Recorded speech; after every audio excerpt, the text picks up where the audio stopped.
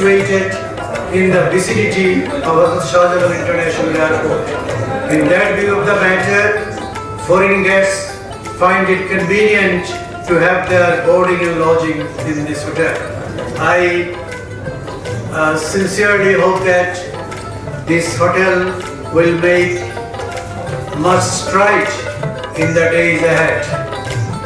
I welcome the distinguished guests to this event.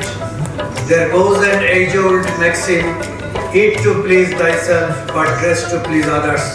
Hopefully, the guests will eat to please themselves. Thank you very much.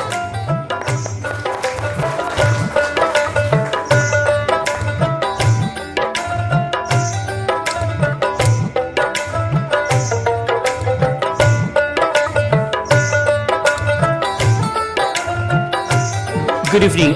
This is a local culinary from the Regency, and it has a combination of so many variety of lot of typical Bengali touch of recipes. The opportunity to show Bangladesh the real food taste of the land. I'm sure that will be attracted by all the foreigners or the new guests who are coming and enjoying this food.